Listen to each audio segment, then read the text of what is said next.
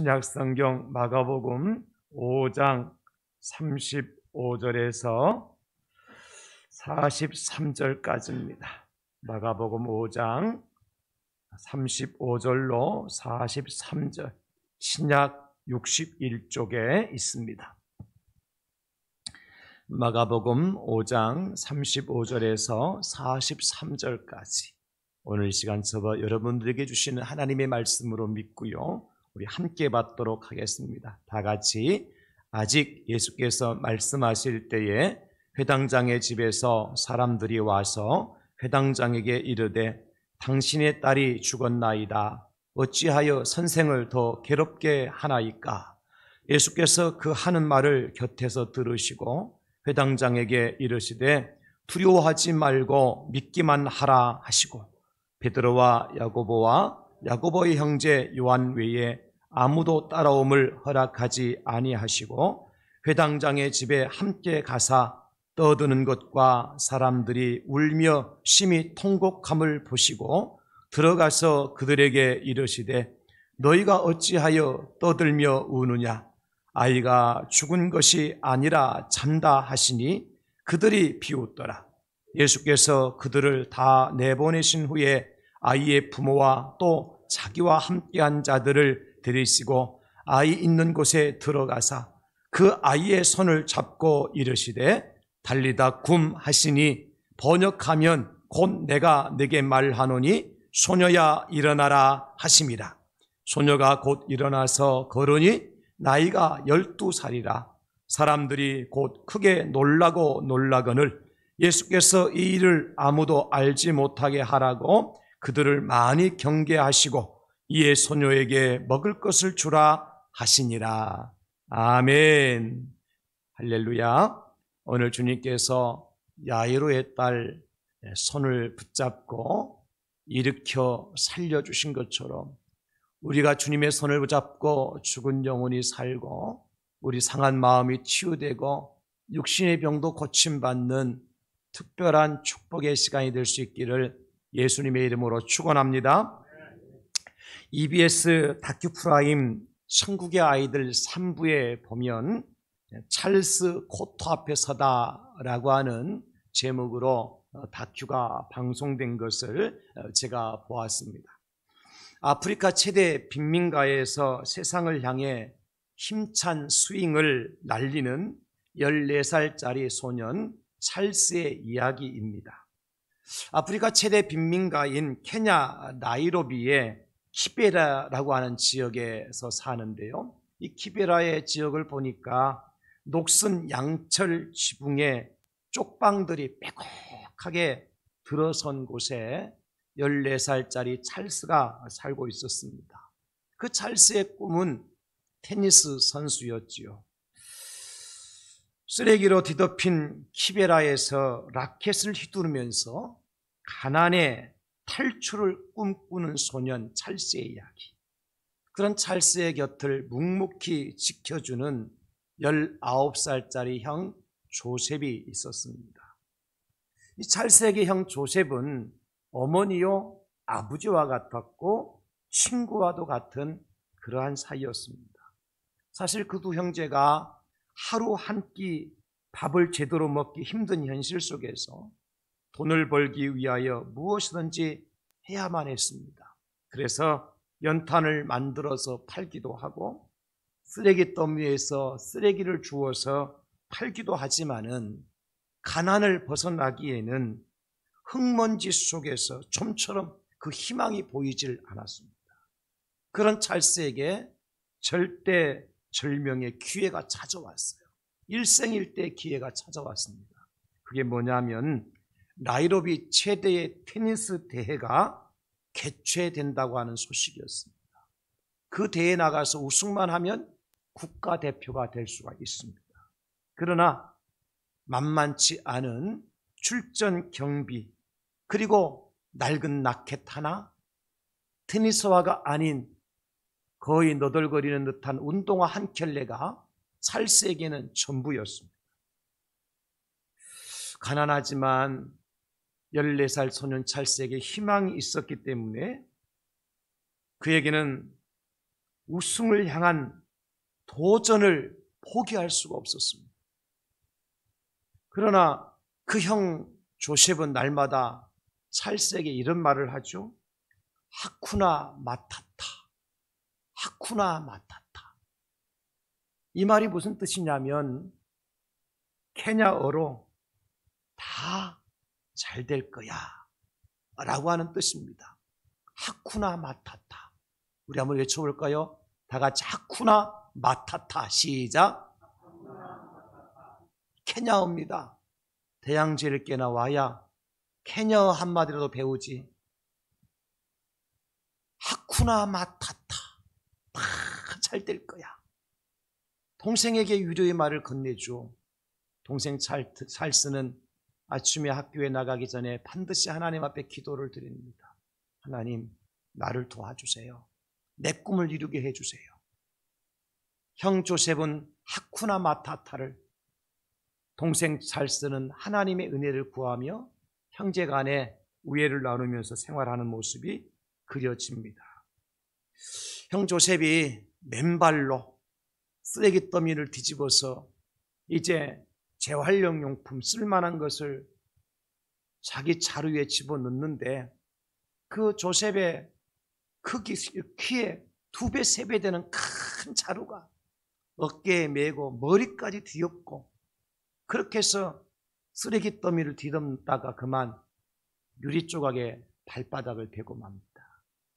돈이 없으니 약국에서 약을 사다 바를 수도 없지요. 여전히 헝겊으로 동여매고 쩔뚝거리면서 조셉은 동생의 테니스 대회 출전 경비, 학비 한 달 400실링이나 하는 집세 마련하기 위해서 쉬지 않고 땀을 뻘뻘 흘리면서 그러나 매일같이 하쿠나 마타타를 외치면서 조셉은 생활을 하죠. 그러나 아무리 두 형제가 열심히 노력을 해보았지만은 최선을 다해보았지만은 출전 경비를 마련할 수가 없었고 턱없이 부족하죠. 집세도 학교 학비도 내지 못해서 선생님과 상담을 하는데 이제는 학교를 그만둬야 될 지경까지 이르게 되어지는 안타까운 상황이 벌어집니다. 그때의 형 조셉이 이제 결정한 것이 뭐냐면 그래도 동생의 꿈이 그 찰스가 하는 말이 뭐냐면 나는 팝보다 테니스가 좋아요. 그러거든요. 그 동생의 꿈을 이루어주기 위해서 선택한 것이 뭐냐면 고향에 계신 아버지를 찾아가는 거예요. 털털거리는 시골 버스, 먼지가 버스 안으로 다 들어오는 이제 그 버스를 타고 7시간을 달려갑니다. 그리고 내려서 3시간을 걸어서 자기 집 아버지가 있는 곳으로 찾아가죠. 늦은 밤에 조셉이 아버지한테 정말 조심스럽게 동생의 이야기를 꺼냅니다. 이 말을 들은 아버지가 하늘이 내려앉죠. 미안하다 아들아. 내가 가진 것이 없어서 너희들을 도와주지 못하는 아버지가 참 미안하구나. 아버지 마음이 무너져 내리면서 아버지는 며칠이고 고민을 합니다. 그리고 결단을 내리죠. 자기 집에 재산 목록 1호와 같은 양 한 마리가 있는데 그 양을 갖다가 파는 겁니다. 그래서 3,000실링의 양 한 마리를 팔아서 큰 아들 조셉에게 그 판 돈을 전부를 지어줍니다. 이거 가지고 가서 내 동생 찰스 테니스 대회에 출전할 수 있는 대회 경비를 내고 조금 남으면 집세와 학비에 보태 쓰거라. 아버지의 이 말을 듣고 조셉은 참 감격하며 동생 찰스를 데리고 다시 키베레로 돌아오지요. 잠을 잘 수 없습니다. 출전한 날도 얼마 남지 않았고요. 그래서 테니스 코트 같지 않은 그 흙마당에서 호롱불을 켜놓고 밤에도 잠을 자지 않고 동생을 가르칩니다. 코치도 없습니다. 상대해줄 선수도 없습니다. 그렇게 해서 준비해서 결국 테니스 대회에 출전하게 됩니다. 출전하는 날 아침 먹을 끼니도 없어서 굶고 출전합니다. 대회 1차전, 2차전, 3차전 그야말로 찰스가 내노라는 선수들을 다 격파하고 승승장구해서 올라가죠. 그러나 벽은 높았습니다. 그 나라에서 최고 테니스 클럽, 유명한 클럽의 대표 선수로 나온 그 선수에게서 그만 준결승에서 지고 말죠. 그래서 우승은 하지 못하고 3위의 기록으로 그 대회를 마치게 되는 그런 내용이 이제 찰스 코트 앞에 서다라고 하는 다큐로 만들어진 것을 제가 보았습니다. 제가 이 방송을 보면서 깨달은 것이 하나 있죠. 만약에 개미가 당장 코끼리 발바닥에 눌려 죽을 지경에 이르렀을 때에 그 개미가 살아날 수 있는 방법이 뭘까? 개미 스스로는 아무리 빨리 달려도 날 수도 없기 때문에 코끼리의 발바닥을 피할 길이 없죠. 누군가가 빠른 속도를 가지고 그 개미를 옮겨줄 수만 있다면 개미는 살아날 수 있는 것처럼 우리 인생도 그렇다. 이 찰스가 조셉이 얼마나 성실하게 착하게 형제간에 우애 있게 살아보려고 발부둥 치는 줄 모릅니다. 그런데 자기들 힘으로 안 되더라고요. 결국 아버지를 찾아가잖아요. 그 아버지 전 재산이라고 말할 수 있는 양 한 마리 팔아서 이 문제를 해결해 주지 않습니까? 저는 이 방송을 보면서 제 자신을 돌아보았죠. 지난 24년 동안에 우리 교회를 섬기면서 목회를 하면서 지내온 과정을 보면 내 힘으로 된 것은 아무것도 없구나.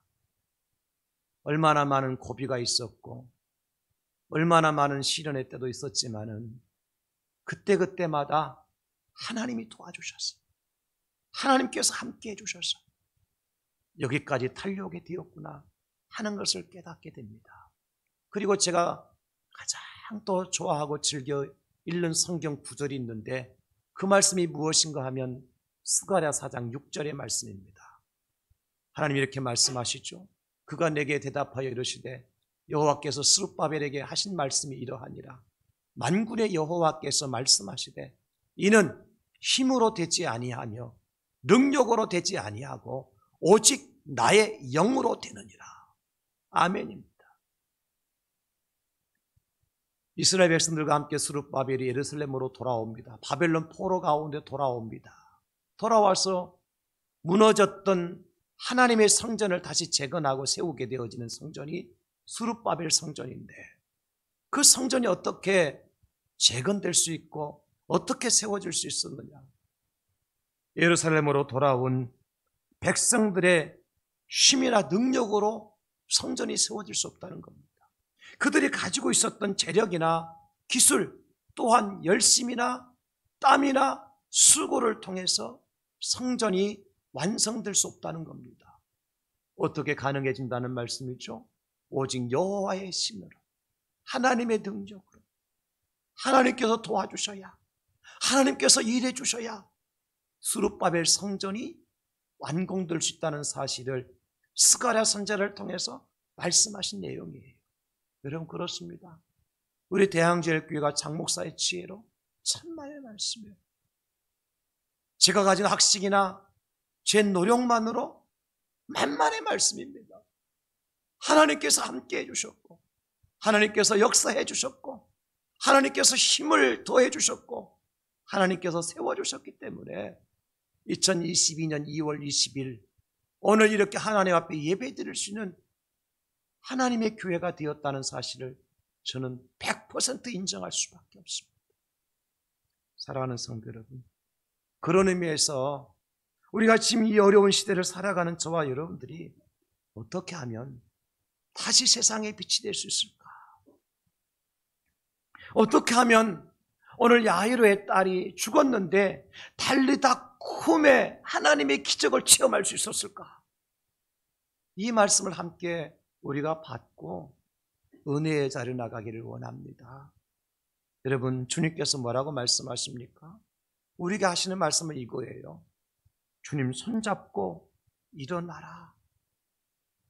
그렇게 말씀하시는 거예요. 사랑하는 성도 여러분, 저와 여러분들이 정말 어려운 시대를 살아가잖아요. 세상에 겪어보지 못한 일을 겪고 살고 있지 않습니까? 우리가 어떻게 해야 될까요? 다 같이 주님 손잡고 일어납시다. 시작. 한 번 더 합시다. 주님 손잡고 일어납시다. 할렐루야. 주님께서 말씀하시는 거, 내 손잡고 일어나라. 그러면 구체적으로 어떤 상황 속에 주님의 손을 잡고 일어날 수 있느냐? 첫째는요, 죽은 자 가운데서도 주님 손잡고 일어나라고 하십니다. 죽은 자 가운데서도 주님의 손잡고 일어나라는 거예요. 오늘 회당장 야이로, 사랑하는 딸이 중병을 앓고 있었어요. 근데 마침 주님이 그 지역에 오신다는 말씀을 듣고 회당장이 예수님께로 찾아갑니다. 주님, 내 딸을 좀 고쳐주십시오. 주님 말씀하시죠. 그래, 내가 가서 고쳐주마. 희망이 생겼습니다. 그런데 그 희망의 꿈을 가지고 자기 집으로 돌아가기도 전에 무슨 일이 생깁니까? 그 집 사람들이 회당장 야이로에게 찾아와서 뭐라고 얘기합니까? 당신의 딸이 죽었나이다. 어찌하여 선생을 더러 괴롭게 하나이까? 참 절망 중에 절망입니다. 예수님이 집에 찾아오시기도 전에 딸이 죽었다는 소식을 먼저 접하는 거예요. 왜 이런 일이 일어났죠? 주님이 회당장 야이로의 말을 듣고 곧바로 집으로만 오셨더라면 이런 일이 일어나지도 않을 수 있었을 거예요. 그 어간에 어떤 일이 생겼습니까? 12년 동안 혈루병으로 앓던 여인이 예수님의 옷자락을 붙들고 있는 바람에 군중들이 모여들어서 예수님과 변론을 하는 바람에 시간이 지체된 겁니다. 그래서 살아있던 딸이 그 시간에 죽은 거예요. 우리가 그런 일을 만날 때가 없습니까, 여러분? 절망이죠. 희망에서 절망의 나락으로 떨어진 겁니다. 그래서 야이로의 표정이 변하고 야이로가 절망 가운데 빠져 있으니까 주님께서 야이로에게 뭐라고 말씀하셔요? 야이로야, 두려워하지 마라. 믿기만 하라. 그렇게 말씀하시고 야이로와 베드로와 야고보와 요한 세 제자만을 데리고 야이로의 집으로 찾아가시죠. 가서 예수님 어떻게 하시죠? 죽은 야이로의 딸의 손을 내밀면서 그 딸에게 말합니다. 달리다쿠, 달리다쿠. 이 말씀 뭐예요? 내가 네게 말하노니 소녀여 일어나라. 소녀야 일어나라. 그랬더니 어떻게 했어요? 소녀가 곧 일어나서 걸으니 나이가 12살이라. 오늘 메시지의 핵심 아닙니까, 여러분? 야이로와 야이로의 딸은 죽음이라는 절망 가운데 빠져 있었어요. 그 죽음의 절망을 가운데서 그 야이로와 야이로의 딸을 건져낼 자가 세상에 아무도 없습니다. 그런데 예수님께서 그 절망 가운데 찾아오셔서, 그 죽음 가운데 찾아오셔서 예수님의 손을 내밀면서 하시는 말씀이 뭐예요? 내 손 잡고 일어나라 말씀하시는 거예요. 사랑하는 성도 여러분, 오늘도 저와 여러분들에게 주님의 손이 펼쳐져 있습니다. 우리가 보지 못해서 그렇고 우리가 주의 음성을 듣지 못해서 그렇지 주님이 우리를 위해서 손을 내밀고 계시다고요. 지금도 절망 가운데 있는 저와 여러분들에게 주의 손을 내밀면서 하시는 말씀이 뭐예요? 내 손 잡고 일어나거라. 우리가 무엇을 하면 됩니까? 주님 그 손 좀 꼭 잡고 주님이 주시는 힘으로, 주님이 주시는 능력으로 일어나면 살게 될 줄로 믿으시기 바랍니다. 나인성의 과부가 살고 있었죠. 근데 그 과부의 외아들이 죽었습니다. 이 과부에게 외아들은 어떤 존재입니까? 아들의 존재를 넘어서 남편과 같은 존재여, 평생의 동반자요, 희망이요, 꿈과 비전이었습니다. 근데 그 아들이 죽었어요. 절망이 얼마나 깊었겠습니까? 슬픔이 얼마나 깊었겠습니까? 어떻겠습니까? 죽은 과부의 아들을 관이 들어있는 상여를 맨 사람들이 나인성을 빠져나오고 있었습니다. 그때 예수님께 그 성으로 들어가시잖아요. 그리고 어떻게 하시죠? 누가복음 7장 14, 15절에 보면 가까이 가서 그 관에 손을 대시니 맨자들이 서는지라. 예수께서 이르시되 청년아 내가 네게 말하노니 일어나라 하시매 죽었던 자가 일어나 앉고 말도 하거늘 예수께서 그를 어머니에게 주시니. 나인성 과부의 아들이 어떻게 살아났습니까? 주님께서 손을 내밀어 죽은 그 과부의 아들에게 말씀하시잖아요. 청년아 내가 네게 말하노니 일어나라. 주님이 손잡고 일어나면 산다니까요. 관 속에 있던 자도 살고 죽었던 자도 살고 절망 가운데 있던 자도 살아나는 역사가 주님의 손을 잡기만 하면, 주의 손을 붙들게만 하면 그런 놀라운 기적이 일어나게 될 줄로 믿으시기 바랍니다. 여러분, 사실 죽음처럼 절망이 어디 있어요? 죽음은 모든 사람들이 생각할 때 끝이라고 생각하기 때문에 절망이잖아요. 그런데 여러분, 반대로 죽음이 또 다른 시작이 될 수도 있다는 사실, 우리 믿는 사람들은 깨달아야 돼요. 어떻게? 주님 손잡고 다시 살아나면 될 것 아닙니까? 독수리가 새끼를 데리고 절벽으로 올라갑니다. 그 높은 절벽에서 독수리가 그 새끼를 그 절벽 아래 떨어뜨립니다. 새끼는 어미 독수리가 자기를 안고 갈 때는 온 세상에 좋은 것을 볼 줄 알고 기쁨으로 갔는데 갑자기 절벽 위에서 그 새끼를 떨어뜨릴 때 어떻겠습니까? 절망이죠. 나는 이렇게 죽는구나. 그러나 죽지 않으려고 날개짓을 합니다. 퍼득거립니다. 그러나 그 새끼 독수리가 나를 수 있습니까? 절벽 아래로 곤두박질 치며 땅바닥에 내동댕이 치기 바로 직전에 어미 독수리는 다시 그 손으로 그 발톱으로 새끼를 끌어안습니다. 그리고 높이 올라가서 다시 그 절벽 아래로 떨어뜨립니다. 그러기를 여러분, 새끼 독수리는 살고 싶어서 날개짓을 하죠. 드디어 날개에 힘이 생기고 날 수 있는 방법을 터득합니다. 그렇다면 여러분, 새끼 독수리에게 그 높은 절벽은 절망입니까? 희망입니까? 희망이죠. 누가 있는 한 어미 독수리가 그 새끼 독수리를 지켜보고 있는 한, 그렇지 않습니까? 땅바닥에 내동댕이 쳐서 박살내기 직전에 그 어미 독수리는 날쌔게 새끼 독수리를 낚아채서 다시 공중에 날아 올라가는 겁니다. 여러분, 우리가 인생의 나라간에 아무리 내동댕이 쳐도 하나님께서 함께 하시는 이상 우리는 절망할 수 없고 실망할 수 없는 존재다. 우리 인생이 그렇습니다. 인생의 끝처럼 보이는 시점이 우리 주님 앞에서는 새로운 시작이 될 수가 있다는 겁니다. 절망으로 끝이 날 것 같은데 주님의 손을 잡고 보니 희망의 시작이더라는 거죠. 주님의 손으로 저와 여러분들을 붙들어 주시면 되고요, 우리가 그 주님의 손을 붙잡고 일어나면 되는 것입니다. 모세와 이스라엘 백성들이 애굽에서 나와서 홍해 앞에 섭니다. 절망입니다. 광야에서 헤매다가 물을 찾았는데 물을 발견해 그 물이 먹지 못할 쓴 마라의 물이었습니다. 절망입니다. 가나안 땅이 눈앞에 보이고 요단강만 건너면 가나안 땅인데 그들 앞에 가로막혀 있는 것은 여리고 성입니다. 절망입니다. 그러나 그들이 그런 절망으로 끝이 났나요? 어떻게 됐습니까? 홍해가 갈라지고 마라의 쓴물이 단물로 변화되고 여리고 성이 무너져 내리고. 여러분, 그 일을 누가 했습니까? 이스라엘 백성들의 힘으로?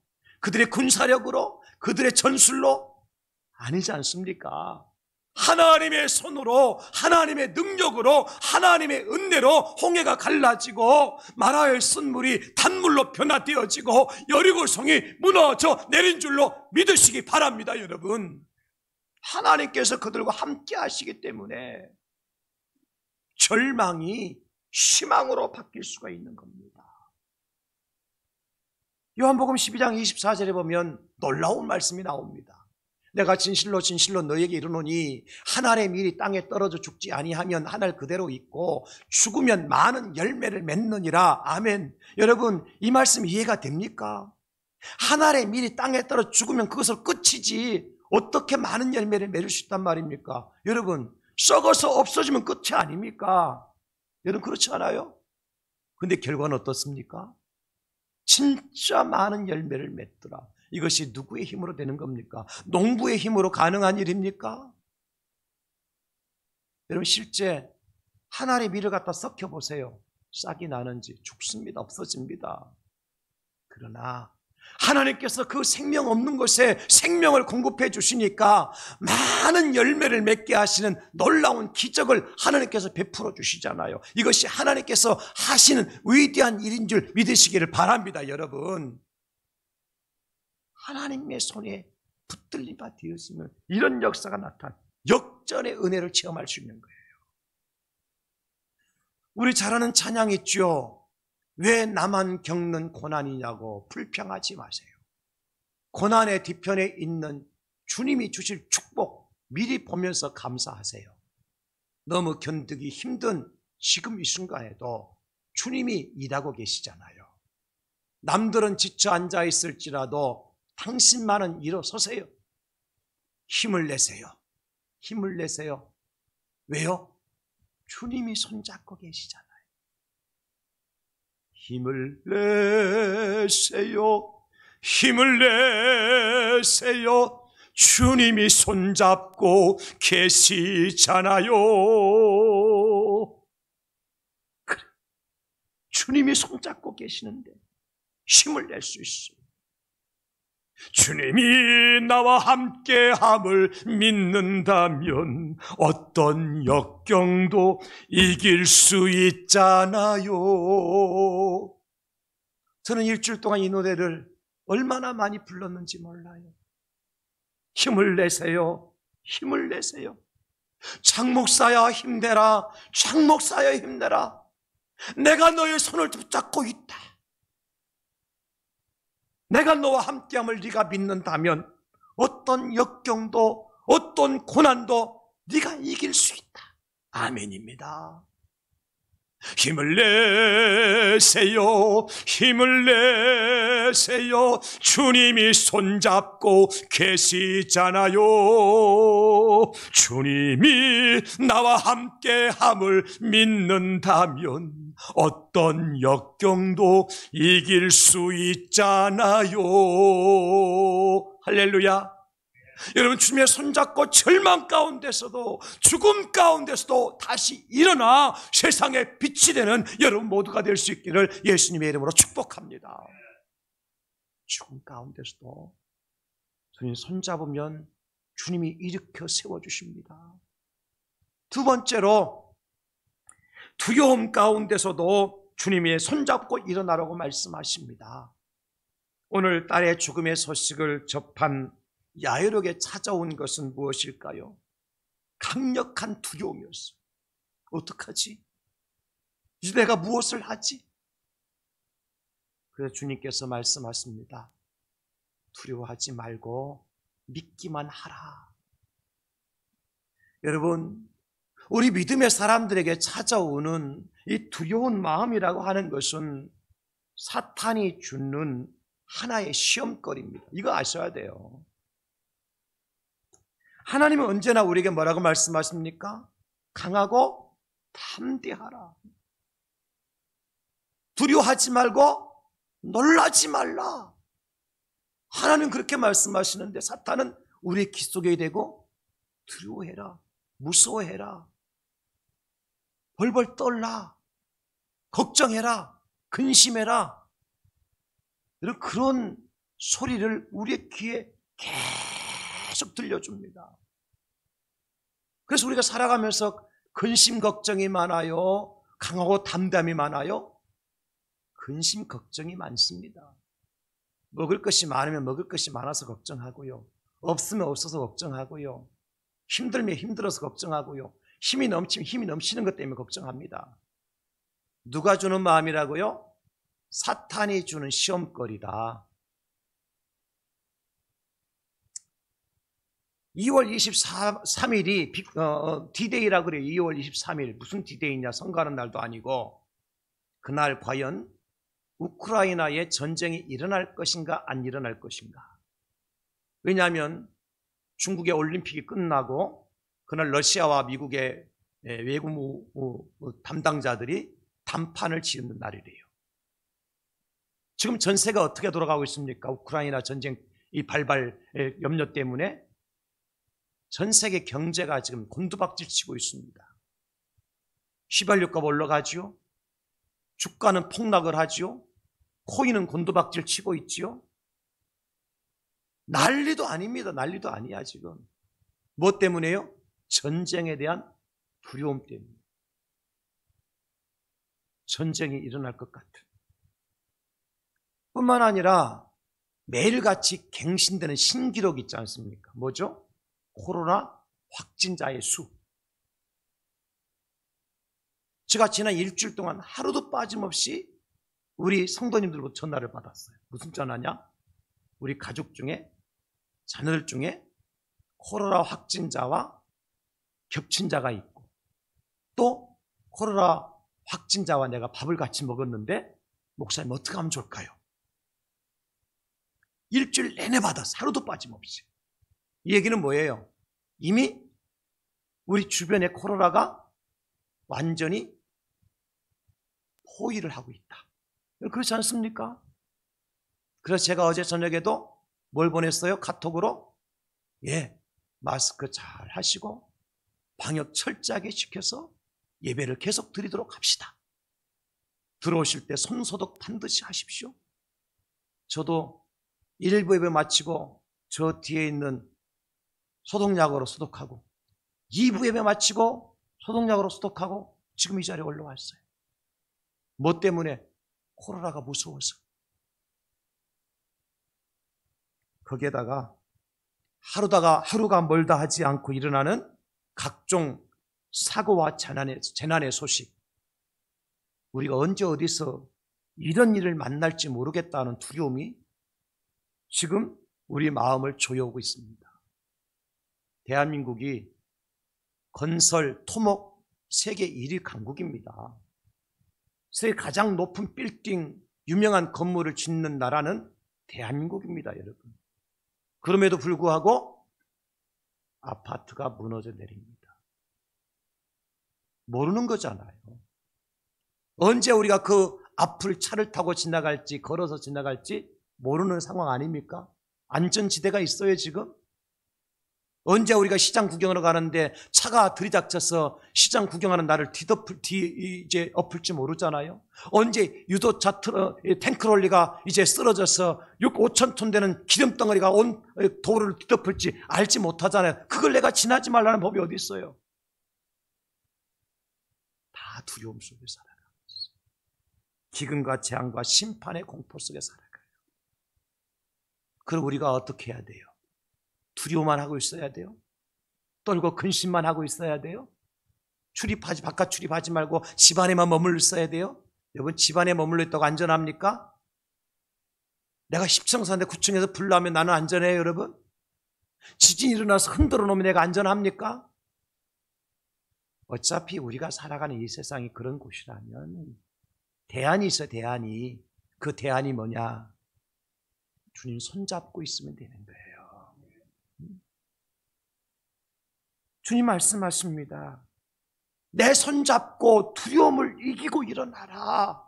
나의 손잡고 어둠의 세력, 흑암의 권세를 물리치고 일어나라. 여러분, 사도 베드로가 배를 타고 가는데 저 앞에 누군가 유령처럼 걸어오고 물 위로 걸어오고 있어요. 가만히 보니까 예수님 같아. 베드로가 뭐라고 얘기하죠? 주님이시거들랑은 나도 물 위로 걷게 해주세요. 예수님이 베드로에게 걸어오너라. 그러니까 베드로가 겁도 없이 그냥 배에서 뛰어내렸어요. 아니 이게 웬일입니까? 예수님처럼 물 위로 걸어가고 있는 거예요. 신기한 일이 일어났어요. 그런데 갑자기 베드로의 귀에 어떤 소리가 들려오느냐면 바람소리가 들려. 바람소리가 바람소리가 들려와요. 야, 이거 바람이 분다는 얘기는 파도가 친다는 얘기인데 밑을 보니까 시퍼런 파도가 출렁거리는데 베드로의 마음속에 뭐가 생겼어요? 성경에 보니까 두려운 마음이 생겼어요. 그 순간 베드로가 어떡합니까? 물속으로 빨려 들어가는 거예요. 그때 베드로가 주님 살려주세요. 성경은 이렇게 말씀합니다. 마태복음 14장 31절로 32절에 예수께서 즉시 손을 내밀어 그를 붙잡으시며 이르시되 믿음이 작은 자여 왜 의심하였느냐 하시고 배에 함께 오름에 바람이 그치는지라. 베드로가 어떻게 그 두려움 가운데서 구원을 받았습니까? 예수님께서 즉시 손을 내밀어 그 주님의 손을 잡는 순간 그는 어디에 있어요? 배 위에 있게 되는 거예요. 할렐루야. 여러분, 베드로가 들었던 바람 소리는 마귀가 들려오는 두려움의 소리예요. 베드로가 보았던 출렁이는 물결은 마귀가 보여줬던 공포의 물결이었어요. 다 그 속에 절망하고 그 속에 시험들 수밖에 없습니다. 그러나 예수님께서 손을 내밀어 그를 잡아주시는 순간 물속에 있던 베드로가 배 위에 올라오게 되는 놀라운 기적이 나타나는 거예요. 이런 기적의 은혜를 체험하는 저와 여러분 될 수 있기를 예수님의 이름으로 축원합니다. 그래서 이사야 선자는 말씀합니다. 이사야 41장 10절 우리 다 같이 읽겠습니다. 시작. 두려워하지 말라. 내가 너와 함께 함이라. 놀라지 말라. 나는 내 하나님이 됨이라. 내가 너를 굳세게 하리라. 참으로 너를 도와주리라. 참으로 나의 의로운 오른손으로 너를 붙들리라. 아멘. 주님의 의로운 오른손으로 우리를 붙들어 주시겠다고 약속하셨어요. 마지막 세 번째, 슬픔 가운데서도 주님의 손잡고 일어나라고 말씀하십니다. 죽음의 절망 가운데서도 두려움과 공포 속에서도 마지막으로 슬픔 가운데서도 주님의 손잡고 일어서라고 말씀하세요. 여러분, 딸의 죽음 앞에서 야이로에게 찾아온 것은 뭡니까? 슬픔이죠. 애통함이죠. 사랑하는 딸이 죽었는데 슬퍼하지 않을 부모가 어디 있어요? 우리가 잘 아는 다윗 왕이 되었을 때에 그 아들들 중에 압살롬이라고 하는 아들이 있었는데 아버지가 왕이 된 것이 자기가 배가 아파가지고 그만 그 왕의 자리를 빼앗으려고 쿠데타를 일으키고요, 군사들을 동원해서 다윗의 군사들을 치고요, 아버지를 그 왕궁에서 쫓아냅니다. 그런데 그 압살롬의 군사와 다윗의 군사들이 전쟁 중에 그 압살롬이 전사를 하게 됐죠. 그 소식을 다윗 왕에게 이 전령이 전달하게 되어져요. 당신의 원수, 당신의 왕의 자리를 빼앗기 위해서 반란을 일으켰던 압살롬이 드디어 죽었습니다. 이 소식을 전해 들은 다윗이 어떻게 하죠? 여러분, 사무엘라 18장 33절에 보면 왕의 마음이 심히 아파 문 위층을 올라가서 우니라. 그가 올라갈 때 말하기를 내 아들 압살롬아, 내 아들 압살롬아, 차라리 내가 너를 대신하여 죽었다면 압살롬 내 아들아 하였더라. 아들입니까? 원수인데요. 자기를 죽이고 왕의 자리를 차지하려고 했던 압살롬인데요. 그 아들이 죽었으면 다윗 왕은 어떻게 해야 돼요? 이제 드디어 내 원수가 사라졌구나. 나를 죽이려고 내 자리를 차지하려고 했던 원수가 이제 드디어 떠나갔구나. 기뻐해야지요. 근데 여전히 다윗에게는 압살롬은 아들이었습니다. 원수였지만 아들이었습니다. 그래서 내 아들아 차라리 내가 너를 대신하여 죽었더라면 내 아들아 그러면서 통곡한 것 아닙니까, 여러분? 이게 부모의 마음이죠. 하물며 오늘 야이로는 어떻습니까? 딸이 원수가 아니지 않습니까? 사랑하는 외동딸이 죽었는데 얼마나 슬펐겠어요. 그 야이로를 누가 위로해 줄 수 있겠습니까? 그 죽음의 현장에는 많은 사람들이 있었습니다. 무엇을 위해서? 애곡하기 위해서, 통곡하기 위해서, 야이로를 위로해 주기 위해서 조문객들이 몰려들었어요. 그러나 그들의 조문객들이, 그 야이로의 딸의 죽음을 통곡하기 위해서 모였던 사람들이 야이로의 마음을 위로할 수 있었을까요? 약간의 위로는 될 수 있을는지 모르지만은 온전한 위로는 일어날 수가 없는 겁니다. 어떻게 가능한 거예요? 예수님께서 그 죽은 야이로의 딸에게 찾아가 주셔서 그 딸에게 손을 내밀며 달리다 코, 내가 네게 말하노니 소녀야 일어나라 하시는 그 음성을 듣고 주님의 손잡고 야이로의 딸이 살아났을 때에 야이로의 슬픔이 기쁨이 되는 겁니다. 할렐루야. 여러분, 그렇습니다. 그래서 오늘 주님은 저와 여러분들에게 말씀하시는 겁니다. 실패의 슬픔에 잠긴 자여 내 손을 잡고 일어나라. 고난의 눈물을 흘리며 아파하는 자여 내 손을 잡고 일어나라. 억울한 일을 당하고 원통한 일을 당해서 엎드려 있는 자여 내 손 잡고 일어나라. 한나가 하나님의 성전에 올라가 통곡하고 있습니다. 왜요?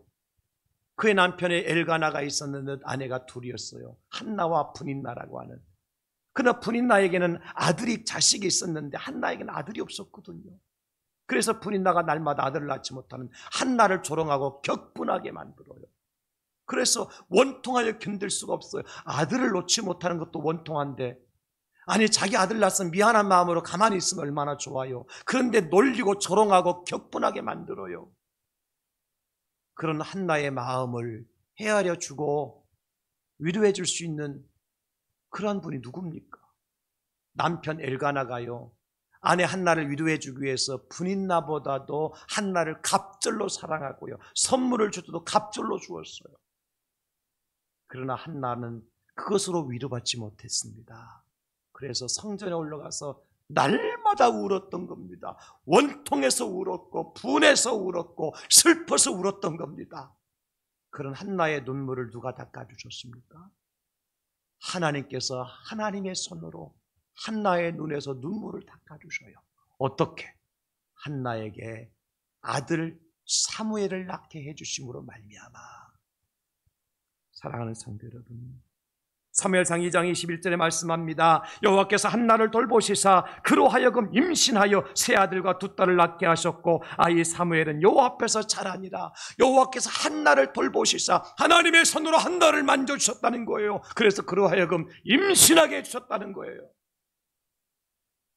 시편 30편 11절에 말씀하시죠. 주께서 나의 슬픔이 변하여 내게 춤이 되게 하시며 나의 베옷을 벗기고 기쁨으로 띠띠우셨나이다. 아멘.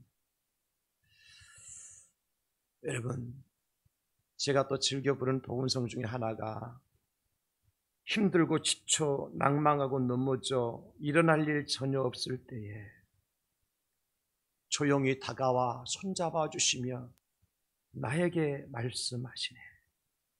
나에게 실망하여 내 자신 연약해 고통 속에 눈물 흘릴 때에 못자국 난 그 손길 눈물 닦아주시며 나에게 말씀하시네. 이런 가사의 찬양을 제가 또 자주 부릅니다. 어렵고 힘들 때마다, 한숨 쉴 때마다, 어떻게 해야 될지 가름이 되지 않을 때마다 저는 부르죠. 힘들고 지쳐 낭망하고 넘어져 일어날 일 전혀 없을 때에 조용히 다가와 손 잡아주시며 나에게 말씀하시네.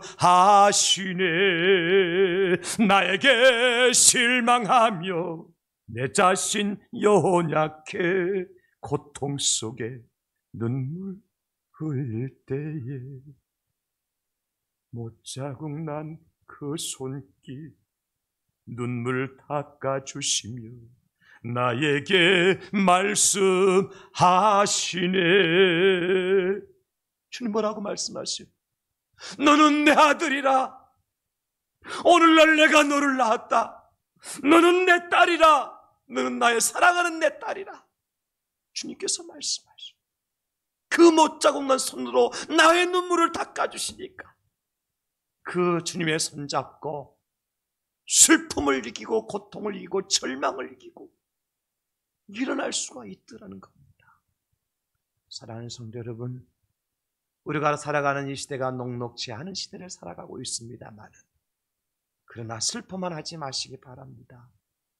두려움에 쌓여만 있지 마시기 바랍니다. 죽음이 온다더라도 절망하지 마시기 바랍니다. 주님의 손이 있지 않습니까? 의로운 주님의 오른손이 있지 않습니까? 못자국난 주님의 손이 있지 않습니까?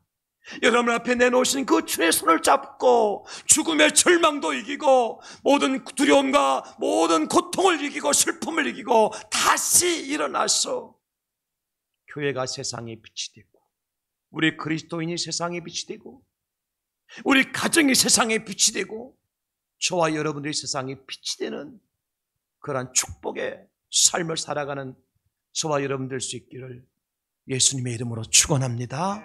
축복합니다. 주님 도와주시옵소서.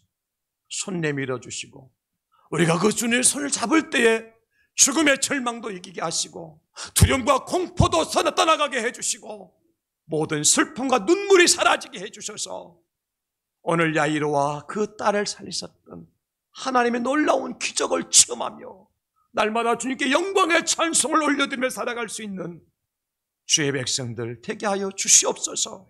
이 한 주간 그런 놀라운 은혜와 축복을 모든 성도들에게 모든 가정에 우리 대양제일교회와 이 나라 이민족 위에 허락하여 주실 줄로 믿습니다.